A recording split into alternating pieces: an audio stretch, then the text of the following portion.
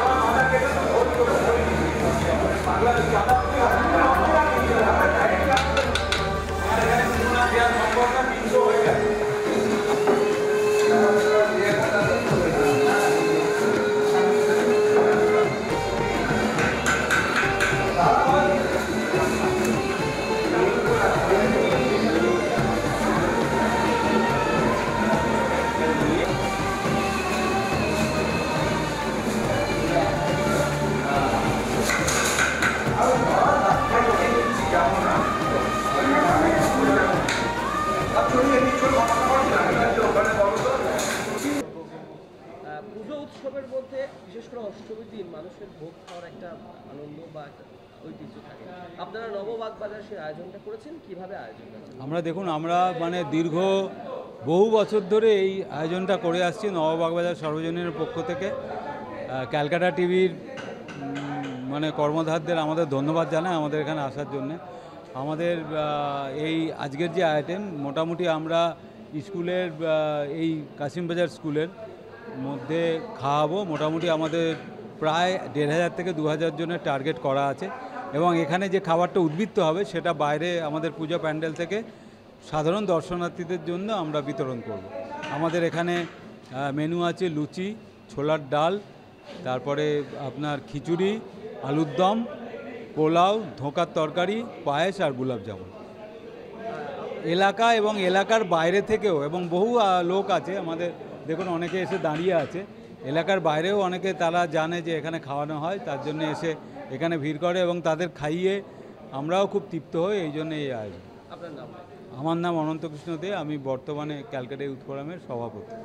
ভোগেই কাটে দুর্ভোগ, শ্রী শ্রী মা শারদার এই প্রবচন, অর্থাৎ দেবদেবীকে উৎসর্গীকৃত প্রসাদ গ্রহণ করলে দুর্ভোগ কেটে যায় মানুষের। আর সেই আয়োজন করেছেন এবার নববাগবাজার দুর্গোৎসব সমিতি। তাদের এবারের আয়োজন রাজকীয় আয়োজন মহাষ্টমীর ভোগে। একাধিক পদ নিয়ে তাদের এই ভোগের আয়োজন করা হয়েছে এবং প্রত্যেক বছর তারা এই আয়োজনই করে থাকেন। সেই আয়োজনকে মাথায় রেখে প্রায় 1,500 থেকে 2,000 মানুষকে এই ভোগ বিতরণ করবেন তারা, এবং উচ্ছিষ্ট যে অংশটি থাকবে বা বেঁচে যাওয়া ভোগ যেটা থাকবে সেই ভোগ সাধারণ দর্শনার্থীর উদ্দেশ্যে মণ্ডপ থেকেও বিতরণ করার ভাবনা রয়েছে কর্মকর্তাদের। সব মিলিয়ে এই যে ভোগ মহাষ্টমী, সেই ভোগে রয়েছে একাধিক নানাবিধ আইটেম, রয়েছে লুচি, পোলাও, খিচুড়ি, আলুর দম, ছোলার ডাল, পায়েস, মিষ্টান্ন এবং আরও নানাবিধ উপকরণ দিয়েই সাজানো হয়েছে তাদের এই ভোগের ডালি। সব মিলিয়ে দুর্গোৎসবের 4 দিনের মধ্যে মহাষ্টমীর ভোগ যথেষ্ট তাৎপর্যপূর্ণ সাধারণ মানুষের কাছে, আর সেই ভোগ গ্রহণ করতেই সারে সারে লাইন দিয়েছে মানুষজন এই নববাগবাজার দুর্গোৎসব কমিটিতে। ক্যামেরায় অরিন্দম ভদ্রের সাথে অরিত্র ঘোষ, কলকাতা টিভি, বাগবাজার।